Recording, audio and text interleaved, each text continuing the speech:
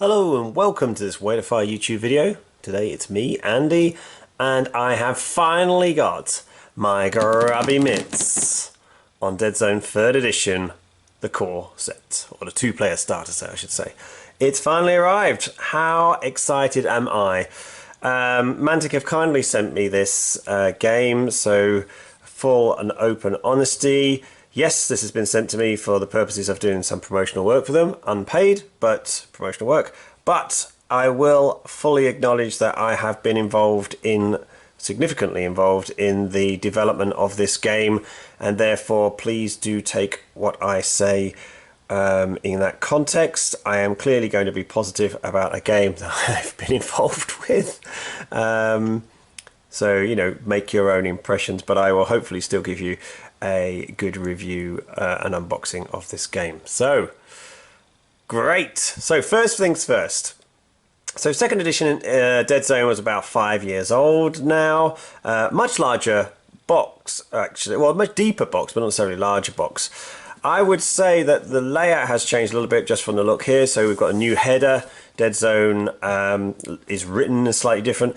The full colour art on the front here is phenomenal. This poor Veermyn here. Oh, bless him. So that's been massively improved. I think there's no garbage on here at all. It's just full graphic art and the header, which is great. We'll just flip the box over. We'll have a little look at the back. You'll notice as well they've got this new logo. So Warpath Universe is obviously something we're going for now from Mantic. So tying in together their different games all set in their science fiction Warpath universe, and this is an illustration of what your content could look like if you were to paint them up like this. So what are we going to get in this box? Well, we're going to get the rules and the force list, so 2 books. So you can see there are these 2 books. It's the same front cover art split across these 2 pages, so 2 front pages, so if you lay them down you'll see the same beautiful art, which I think is a really nice touch. The rulebook itself is fairly compact, but then the force lists are half as big again, because all of the 10 playable factions are going to be in there with all the models that you currently have and some new ones as well. But trust me when I say that there are new things coming down the line as well that are not in the force lists. And I think what Mantic are probably going to do is occasionally update the force list book, but the rulebook itself will not be updated, of course, because well, there'll be FAQs and erratas, but the rulebook is going to be pretty much standard. And actually, the 2nd edition rulebook suffered because of that, all the force lists being in the same book as the rules, that actually half your rulebook was redundant because the force list had been replaced or updated, but the rules were still solid. And I think that's a really important thing to say. For those who might be worried about what the rules are going to be like, they are very much still the solid Deadzone 2nd edition rules that they were. They have been updated and improved and refined, but this game will still play in the same way that you know it does. You can see the item tokens here. So there's a card item token set. You can get an acrylic upgrade, and you can, for the items here, you can actually get an upgrade of physical items as well as a separate thing. You obviously get a playing mat. It's paper in this one, but there's a neoprene version available for an additional cost. You can see that there are both these Veermyn models and the human GCPS, so Veermyn are these rat-like models, and there are 10 plastic GCPS models and 10 plastic basic Veermyn models, crawlers and stalkers, and then 2 of these nightmares in the box. And then there are 1 resin model each, I believe it's resin, we'll see inside, of the new Lieutenant Therese Washington, I think her name is, and the pack leader, who is this new nasty Veermyn model. You can also see, if those who know version 2, you'll see that there's some new types of terrain in here. So some new scatter and signage, which sort of just changes the style of the Deadzone terrain a bit, for being a bit less out on the frontier and a bit more cyberpunky, a bit more lived in look. And I think that'll actually, even though it's a small edition, will change up your table style quite significantly. So we'll see those in a moment when we go through the box. Obviously get D8s. This game is a D8 based game, which is slightly unusual for, you know, games, but I think the D6 days are numbered to some extent. Lots of games are now moving on to slightly different dice. I've just showed you, sorry, where you couldn't see. And there are some command dice there, which in a nice sexy new black version. I'm not 100% sure if the black ones are in this box or if these are going to be the white ones. They may not have arrived when these early production ones came out, so we will see when we open the box. Loads of terrain, of course. It's going to be unbuilt. You have to build this terrain yourself. I would suggest when you're happy that you've built it, there are these clips, but I would suggest you super glue them because they are much more solid then. Some people do magnetize their terrain, and it looks really good if you do that. And if you're up to that sort of stuff, then feel free to do that. Right, that's enough chat, I think. Shall we have a look inside the box? Yes, we will.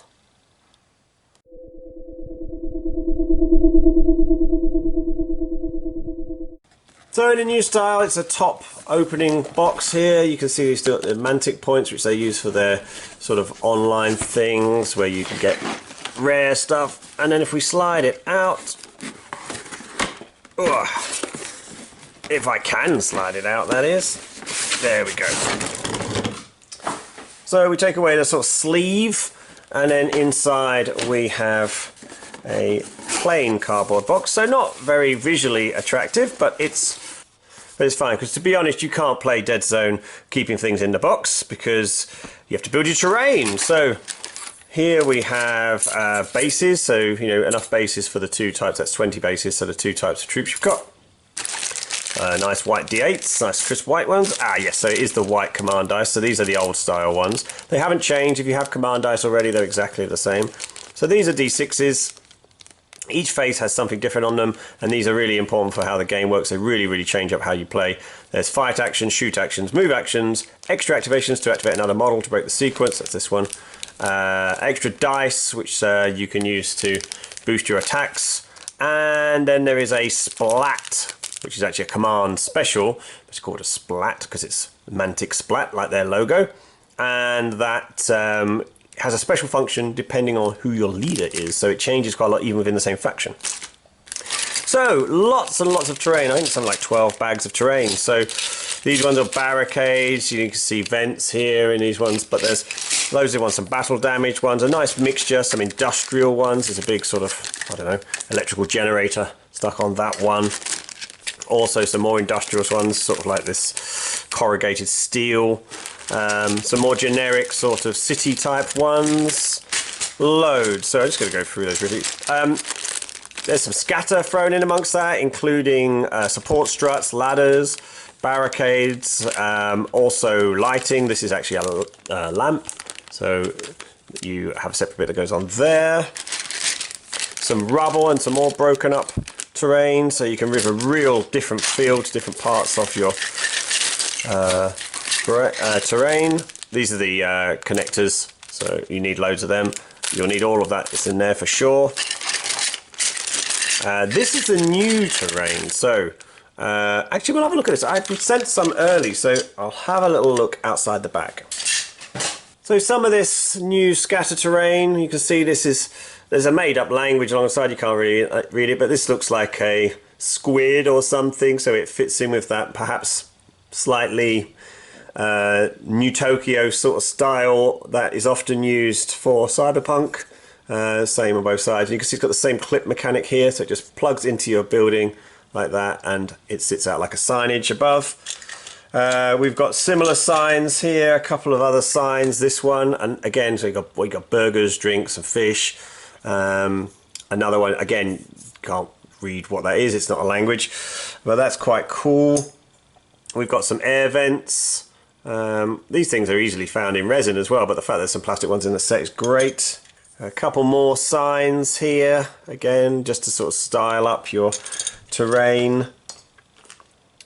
There's a couple of really nice things I like. So these are little servery tables. So you stick those on the building. There's a lot of them have got windows, or you could have them on a half building. So you can create a little hatch with a servery for condiments and, you know, a burger stall or whatever. I really like that. And there's an awning that goes on it as well. And you can see the same clip mechanic here. Do an awning and go above. You've got that open window. You put your servery there, and look, you've already got yourself a little stall selling things. I really like that. And because it's got this wavy pattern on it, you could even dirty this up more, so it looks like a bit more of a derelict closed down area, or it could be more lively in town. We have a recycling post or bin, you know, great, that's nice. Got a little back on it, so it's easy to put together, but that's fine, that'll look nice. We've got this ATM machine, cash machine sort of thing. So, or you can change it up, and if you want, you can make it a dispenser for, you know, drinks or whatever else you would have. I like that. It's you know, you can only get the one, you can't have both of them. But actually, I mean, you could even take that one off and stick it onto a wall, so it's flush onto a wall, and then use the ATM as a separate one like that. I could probably work that, actually. That's pretty good. So I really like that little bit of terrain. Let's have a look at the models themselves. So we've got 2 packs of the GCPS troopers. These are the humans. They've got a number of different loadouts, so you can have normal rifles, slightly upgraded rifles, some pistols. There's a flamer in here. There's a grenade launcher. So there's quite a lot of different things you can make. You can make them into the standard troops, or you can make them into the veterans or the rangers. Different helmets up here as well. How many different heads have we got? 1, 2, 3, 4, 5, 6, 7, 8, 9, 10, 11, 12, 13 different heads. And there's only 5 bodies on here. So, you know, plenty of building options. So just one example of how you can paint your GCPS differently. This is a marine that I painted previously, of course, using a fairly basic pattern, and then I do my veterans in a slightly different camo scheme, a bit more urban, and then I do my rangers in another type of urban scheme, and you can see I've got the ranger pack, different helmets, and different weaponry on some of these as well. So even with that single frame, you can do quite a lot of different things. So onto the Veermyn. Again, we've got 2 packs here. They're duplicates of each other, so there's 5 in each. There's, I think, 6 torsos, so you don't have to use the same ones. A number of different weapon layouts. Flamer, heavy spitter, I think. I can never quite remember which one's which. Some knives, little extra things to stick on them, little grenades to go on them. Lots of cool heads with some normal looking animal heads, some with masks and so on. I really, really like these, fantastic. And you can build them to look in a number of different ways. So this is one of my stalkers. He's got the ray gun there. Put a little extra knife on him as well. I love these models, they're really, really versatile. And then in there as well, you get 2 of these nightmares. So the nightmares are slightly bigger versions. Again, well, we've got 6 different heads, but there's only 2 models in here. So 2 different torsos, 2 different sets of legs in that separate pack. And a number of different arms for different weapon layouts as well. So you can have 2 drills. You can have a drill and a chemical throw, which is like a flamer. You can have a heavy drill, 2-handed drill. You can have a single drill and a single flamer there. And you can have a heavy chem thrower as well. So lots of different layouts for them. This is just one of the ones that I've built. So this is built with the 2 drills. The tails can fall off occasionally if you're not careful with them, if you catch them on stuff, so try and pick ones that aren't sticking out too far. But yeah, these again are great models. I really, really like this style of model, and they're nice, big and beefy looking. What else do we have? There's a couple of bigger bases in here. That's for the nightmares I've just shown. What have we got here? Just some more clips. Right, let's do the last of the models. So these should be the new special models. Let's have a look. So yeah, these are resin. Okay, great. And here she is. This is Therese Washington, who is a new shotgun wielding GCPS Ranger Lieutenant. So there's her pack for the back there and her head, so you just clip that off separately. Oh, actually, yeah, so you've got the head in a mask in case, I see. You can get the head in a mask in case you wanted her to be a generic lieutenant rather than a named one. She's got this shotgun, which is really nice. Can you see that on the camera there? She's also got this force glove, charge glove, sorry. She's resting her foot up a little bit because she's actually resting it on the torso of a Veermyn. So she's obviously squashed and killed a Veermyn, or empty armor actually, and she's stepping above it. You see her head there. That's the actual named character version, and she has a pistol on the side. So that's a really nice little model. And then of course we have a equally nasty beastie for the Veermyn themselves. So, oh, this one's a bit bigger. We have a really nice sculpted base. So do one leg on that there, and you can see that that leg joins onto here, and this is the nasty beastie coming forwards. A huge clawed hand. Look at those bad boys. Hey caramba. Nasty, nasty, nasty. The other leg, of course. I might put these together at the end of the video actually, so hang on for that. And one evil, evil, nasty looking face. Alright, great. Love those new models. Both of them. Right, on with the rest of what's in the box. So, we have some card tokens. So, some of the scenarios have set objectives worth different victory points. That's what these are here. And you can see that these are actually, there are upgradable versions of these. So you can purchase those separately. I think they're £12.50. What's that, about $15, I guess, $16. And then you've got these things represent different elements in the game. So these are flamer markers, victory points, usually 1 in 3. These are for different things in the game about how you mark characters. These are activation markers, these are wounds of course, and these are item tokens at the top. And we'll flip them over because they're double-sided. So you can see some of these have changed their points values, but let's look at the items. You can see that the items are perhaps slightly different from the second edition because there are some new ones. There's still ammo, there's still AP ammo, still a booby trap, but there is now an adrenaline shot, there are combat blades, still a smoke and a stun grenade, normal frag grenades, intel, medi packs, but there's also a shock baton as well. Got some smoke, got some toxic smoke, never used to have a token for toxic smoke. This is another one of the prey, this is an ability these represent.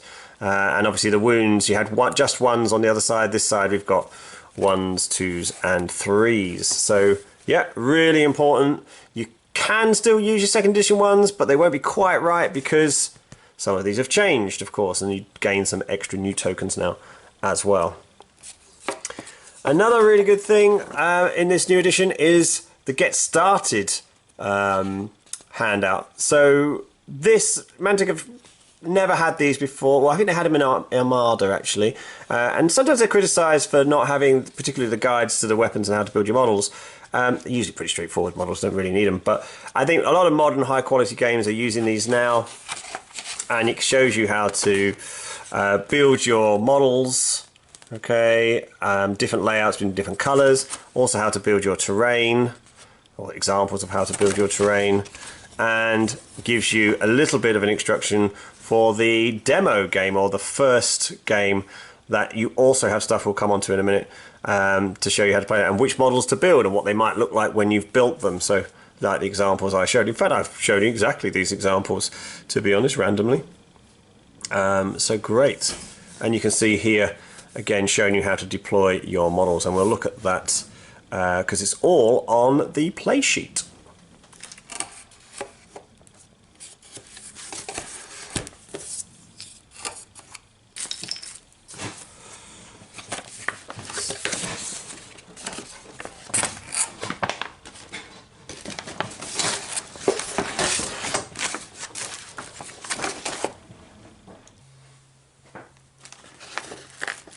Okay, so here we have the playmat. This is a 2 foot by 2 foot playmat. That's the size of a Deadzone game. And you can see it's split into squares. So that is the key thing about how Deadzone works. Is it played on a gridded system. Each square is 3 inches by 3 inches. There are 8 in each direction to make 2 feet by 2 feet. And it really speeds up movement, it really speeds up the game, makes it much, much cleaner and quicker to play on. This playmat is paper. It's a nice thick quality paper though, and it's high colour, and it's really nice actually. I really like it, and I think the neoprene mat is exactly the same, the additional neoprene that you can buy, and it certainly is a lot more lively in colour than the second edition one. Really, really nice. I like it a lot. On the other side, we have the get started thing. So you've got your different setups for your marine, veteran, ranger, stalker, crawler, and malignus, I think it is. Yes, the malignus. And you've got the rules around the side. So you can actually play a mini game. It's a smaller map, obviously, literally straight from the box. You've got the stats for the Veermyn down this side and the stats for GCPS at the top end. We'll just take a very quick look at those stats actually. So you can see here as we're looking in the book that the layout of stats now in 3rd edition is very different. Everything is there much more clearly for you. And the rules are put in these nice little boxes around assault, rapid fire, scenario setup, and there's a few other rules at the other side. This, I think, is brilliant for people who are just starting. These thick lines show you where you could build your terrain for, and even if you can't build, even if you haven't built your terrain, you could just start like that, I guess, and you could just use it as it is. Even the scatter terrain is marked out on this map. I think it's a really, really great way of getting people to literally pick up and play. Brilliant. The only thing you'd have to build is your minis. Right, let's have a look at the rules and the faction lists. So let's start with the rulebook. Okay, first off, how great does this look? It really does look great. It's a soft back book, but with a firm spine. Some excellent art on the back here as well of the Matsudan, who I really love, one of my favourite factions actually, and a GCPS kit. Let's have a look inside. It's about 80 odd pages, 88 pages, yeah, 88 pages, there we go. Again, we've got a black and white version of the rulebook, of the original art, sorry. Again, what you can see in here, it tells you about the rules, what you need to play, how to play a game, but no faction lists. They are not in this book, they are in the second book. Thanks to the playtesters, and like I said, I was involved in the rules development, so like I say, you can interpret that how you will, what I say. There's a lot more fluff in this book. The fluff has been updated as well from version 2, so the sort of world, as it were, has moved on in some ways. If you're aware of the Deadzone narrative, you'll see things are slightly different. Again, another close-up of that lovely new scatter terrain and those new minis, just to get you into it. A few basics explaining the dice, explaining how models should be built, showing you the stat profiles. Okay, and again, it's a good opportunity to go through those stat profiles. So they're very different from 2nd edition. Everything is laid out for you here. So speed, range, that's what you range that you hit on. Fight, not the range of your weapon. Fight, which is assault, close combat. Saving throws, armor, health points, which is wounds, effectively. We never used to have a stat for that. Size, which is, we did used to have, it was related to wounds, but they've been separated now, for very good reason. And then the base size, so the actual base is now defined. It never was in previous editions. And then you can see the weapon stats would normally be below, and you've got different types here. So depending on if you want to build an assault enforcer, he'll be a troop, either with a wrist blade and pistol, costing you 1 victory point and 14 actual points, or with phase claws. Phase claws. I don't think I've heard of phase claws in 2nd edition. That's right, people. It's something new. Close combat only, AP2 frenzy 1, 2 victory points and 17 points. Or you could build him as a breach and eradicate enforcer, which can either be a troop if he's built with thermal mines and a pistol for 2 victory points and 17 points, or if you build him as a specialist with a fusion gun, range 4, frag 3. So you can see that all of that tells you exactly how to build it. None of this going to a weapons chart anymore to add things to it and take them away. It's all there right in front of you. Bit more explanation of some of the rules. One of the very key rules in Deadzone here is exploding 8 mechanic. So if you roll an 8, you can pick up another dice and roll again, and you could potentially continue to do that every time you roll an 8. And if you watch any of my bat reps, it does seem to happen quite often with my blue dice. Some more cool art, and then we're into the rules proper. The rules have been tidied up. No major changes. Do not fear, no major changes. But the diagrams and so on are much clearer, much crisper now than they were before. A lot of the things that people had commented on in the previous edition about how to use big models on smaller cubes and things like that have been dealt with here. One of the main new additions or changes is the line of sight. So it used to be that to be able to see any single part of your model could see any other part of the other model, including a tail, a hair, a weapon, then you'd be able to shoot them. It also meant that to get a clear shot, if you tucked even the tiniest bit of your model behind some terrain, you wouldn't be able to get the clear shot bonus. So now it's been defined using this box pattern, which is the size of the base, which has also been defined, and the height of the model up to the head area, so, or head or upper part of the body. So there's a degree of having to agree what's right, but the idea is that you don't now count the aerofoils and the sword that stick out here, or the bit of terrain that sticks out here, or the gun that sticks out the corner, and so it should make those gotcha moments a little bit less likely. But effectively, it is exactly the same game. Rounds and turns, how people move these command dice, as I showed you before, and the actual dice, explaining how they actually work. One of the other new things is that you can spend a command dice to purchase a reroll of any dice, a single dice. Now that's actually quite an expensive way of doing things, but sometimes you might find that you've only got assault dice left, and actually you only want to shoot, and so you might use that dice in a different way. So it gives you a little bit more versatility than you used to have. Again, look how great these diagrams are. They've absolutely done a fantastic job with these diagrams. Those ones are regarding movement, and here we've got rules for fighting, some examples of of models fighting and some of the different advantages you get for being bigger perhaps. Some new art for the marauders, oh my goodness. How do you damage and injury, extra rules again about falling. This has been defined now, was defined in an errata but wasn't in the second edition book.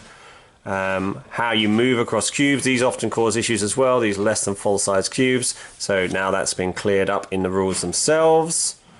Some more new art, there's lots of good new art in here. Keywords, so keywords used to be called abilities or special abilities. There's now, you can see them all laid out here.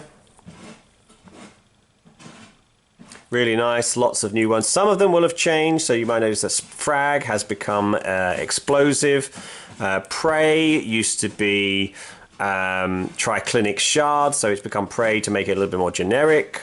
A few more rules here.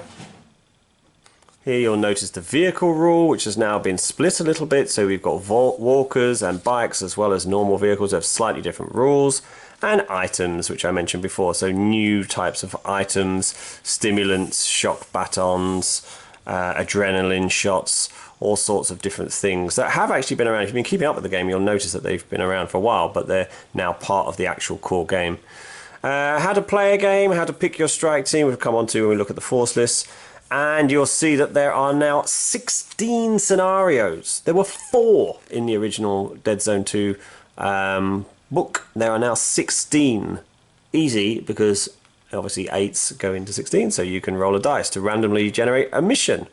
Recon table has been updated as well. I love this piece of art. I'm getting eaten by one of these squid things. And all the missions are laid out with this nice diagrams to show you. Some you will recognize and be familiar with. You're used to Deadzone 2, but some of them are brand new. I won't go into all of those. Oh, again, this picture. Great. And then we are into the fluff. There is a lot of new fluff here, actually. A lot of fluff about the history of the GCPS, about the threats that it's faced, the Mandrake Rebellion, the Great Horror or Plague, Insurrection or Rebs, the other races. So this is the Forge Fathers. This is one of their Forge Stars. There they are, sort of like dwarves in space. And then some of the other GCPS things like Maison Labs. This is the actual galaxy itself. How to play campaigns. And some of the charts that you do about how you generate income and random events that can happen. And then there is at the back a chart for you to put your army on. So that is the rulebook. The last thing in the box is the force list. So it was 88 pages for the rulebook, and we are at 130 or so for the force lists, because there are lots of different forces. So there are the Asterians, Enforcers, Forge Fathers, GCPS, Marauders, Maison Labs, Nameless, Plague, Rebs, and Veermyn. Wow. So this is an explanation of how to build your lists. So what you have to do is a leader, any number of troops, one leader, any number of troops, one specialist for every troop is allowed, and one support model for every 3 troops. Support used to be called vehicle, but they're not all vehicles, so it makes sense that they are support. You can also have one living legend, a heroic figure if you wish, and you can take a number of different points of equipment depending on what your faction says. We start with the Asterians in alphabetical order. You can see this beautiful art, and these are the lists. So the Asterians haven't changed too much, but the layout has changed. There are lots of subtle changes in their how they look, but I couldn't name them all because there's too many. But you can see that the usual models are here. What you might notice is some are here, like the Matsudan Sekiwaki is actually now a troop and has got better with a new ability called Smash 1, which actually gives them an extra dice when they're fighting. And considering their size 2, they'll often be slightly bigger than your opponent. You get extra dice for that. They could suddenly become incredibly good options. You'll notice the Marionette Phantom is here as well. This is another new model that's appeared. And we still have some living legends as well. You'll notice as well that the chart for equipment is gone, but there's no ammo chart. Sorry, not ammo chart, there's no weapon chart because all the weapons are now in the profiles. We also have this really nice weapon recognition page and some glossy coloured models for you to look at too. Here we have the Enforcers, so these are sort of the ultimate fighters of the GCPS. Again, you've got different leaders, troops and specialists. You'll notice Enforcers, Engineers, Medics all on the same profile now. Assault Enforcers, different types like I showed before. Sentry guns, a bit more easy to use. Peacekeepers, significantly cheaper. Loads of cool stuff. I've still got your Living Legends. And then we can see the different examples of how they're laid out. Some things have changed, so you'll notice Pathfinders have got a lot cheaper, but they are one of their abilities, one of their key abilities, their tag ability has changed quite a lot. So we'll see how that works out in people's playing, but it makes you put them on the table a lot more easily. Forge Fathers next, these sort of space dwarves. Now they get some cool new models as well in the Artificers. So this is the Master Artificer. We'll see a picture of him later. You can see the Steel Warriors now have different loadouts depending on which weapon you want to give them. So they've even got different names. How cool is that? But you've still got all the usual type of thing for them as well. Going through this, some really nice art is now in here as well. Living Legends again, and here we go, we can see actually, so this is one of the new Artificer models here, how cool they actually look. Moving on, we've got lots to do. GCPS, so Humanities Protection. We've got the Ranger Lieutenant, so this is the other option for that Therese Washington model. The Corporation Major used to be a Major General, but that was a bit over promoted, so he's now a Major. You'll see that they have gained quite a few new models actually. So you've still got your Recruit, Marine, Veterans and Rangers, but now you have these TAC drones as well. You also have the Ogre Terminator, which has made it into their list, and the Riot Trooper, which is a new model as well. So that's quite cool. Again, still Striders, still Living Legends. Lots of ammo options for these. So here's an example of a TAC drone, this time with a missile launcher. So it's a mobile weapons team. You can have the heavy weapons team as well still. And then you've got the Riot Trooper here with his Riot Gun and Defender Shield. So you can see that they are going to add a lot to the GCPS faction. Marauders. So this is our Orcs in space. They have gained... Oh, actually, yeah, let's be honest. So what have they gained? They've gained a new support weapon, specialist weapon, missile launcher. which is quite cool. Gives them something new. It's obviously been shown that there are some new hard plastic Marauders coming at some point in 2022. This new Brawler, Commando Brawler, has been massively changed. It's a completely new type of model. You'll notice that the Gorans are no longer in here. Ripper Rainmakers, both the Ripper suits have been changed a bit as well. You'll notice that for sure if you're used to playing Marauders. Yeah, so some cool new things. So the Hulk is now a support as well. Okay, so he is a little bit better in some ways. But you notice he doesn't have tough either. But he does have loads more wounds. Okay, so by freeing up the size from the hit point thing, you actually create a bit of space to do other things with rules development. So the fact he has more hit points than he would have done if he had tough, but they're perhaps slightly easier to get rid of. Living Legends, and again, some of the cool models that already exist, but there will be new ones coming soon. Maison Labs, these are like the evil GCPS, really. There's nefarious schemes and they gain evil creatures to work with them. They have gained a bit. They get these new cyborg primes and new cyborg models. Lab technicians get a little bit better in some ways as well, so they should be a bit more playable than they were. They also gain some of the other GCPS stuff like TAC drones. And they still got their cool Neuralink Shovars and so on, and plague victims and aberrations, of course. Yeah. So, and again, you can see some of their cool models there, beautifully painted. The Nameless, this peculiar alien race, they haven't gained that much, but some of the ways they play, so the Veermyn Prime particularly, has changed quite a bit. And you can see that they have changed some of their names as well. So this used to be the Ogre, is now the Magumite.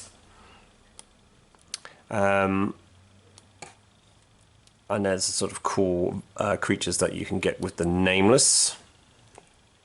The Plague. So the Plague possibly haven't changed that much, but they've got a lot of new models. These are all new models here.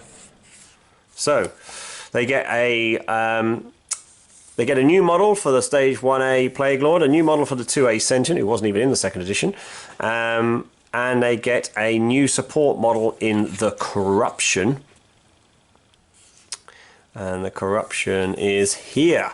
So again, similar to an Aberration, but look, size 4, hit point 7. Ow, but he doesn't have tough. That's the difference. Okay, he does have a ranged attack. Not very long range attack, it's only range 1. Fights really well. Yeah, so he's going to be another interesting way to play, a bit like an Aberration. See how he plays out. What was I going to show you? Yeah, there's a new Plague Swarm coming. The Murder Birds are being released again. Wow. Oh, but Murder Birds, are they as broken as they used to be? No, they are not, because now they don't have tough and they do not have scout. But they do have plenty of wounds still, so they're still worth taking for sure. They're fast, they can fly, but they are nowhere near as strong as they were in second edition. So Plague players, tough luck. You win some, you lose some. Some of the other new models, so these are new sculpts rather than new models. Look at that Plague Teraton. Oh, it's phenomenal. Plague Swarm, probably a little bit better than the last one. 2A, good. 2A Sentient, I think literally the best model in there. 1A Plague Lord as well. Great to have another sculpt for him because there was only one and he was a little bit static. And the other one still looks great anyway. Rebs, so this is people fighting against the GCPS. Reb Cell Leader, he's become a bit more defined as to what he is. He's really cool. He's become the main leader now at Tactician 2. So that's a big step up for him. You can see, obviously, you've got the Sorak in there. What else have we got? We've got everything we used to have, pretty much. I don't think there's anything that's been lost from the Rebs. Excellent choices for lots and lots of different guys. They do gain this new Tigrax Outrider. They do gain this Rebel Engineer. So they do gain a few new things for sure, and they've probably got the most living legends of anyone. And here they look. And then finally we've got the Veermyn. I think my favourite faction, to be honest. So these are the Space Rats. They gain the new Pack Leader model, the one I showed before. Again, you can see we've got the thralls, the nightmares, the crawlers, the stalkers. All of these are troops. And then you get into some more complex ones. You've got the Malignus Claw Shot. This is a new model. Actually comes across from Kings of War, so they'll be available soon as well. Still got the Vault Runners and all the different types of them from Star Saga crossovers. Broodguard, if you've seen the new release of these guys are immense. Size 1, but on a 40mm base, and they get this smash again, extra damage in combat. They are going to be really tasty, I think. Tunnel Runners, one of my favourite models of the whole game. And let's have a look. Here is one of those tunnel runners. Look how immense that is as a model. Yeah, great. And that's it. And a nice strider to finish off with there. That is the faction list, or force list, I should say. So those two books back together. And you can see how they yeah, sort of line up like that. There they go, and they're slightly off from each other. Yeah, amazing, really great.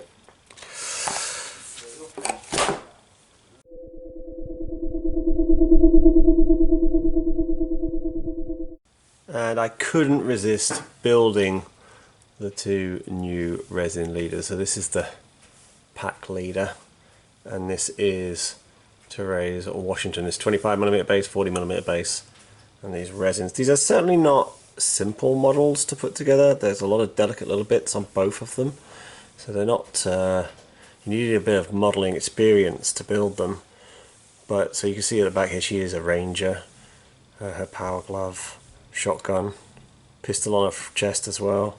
Stepping over this Veermyn. She is pretty hard. And then we've got the Packmaster, who is like, come at me, bro. Absolutely immense. Those claws. A little bit of resin I need to pick out there of his tail. Really, really love the style and the models here. Love them. Fantastic stuff, Mantic. Well, great. Thank you very much for watching, everyone. Yeah, go and play some Deadzone, because remember, hashtag Deadzone is life. It really is a great game. I wouldn't have been involved in it for so long if it wasn't. You know, honestly, I think it's the best science fiction skirmish game out there. Thanks very much. Bye.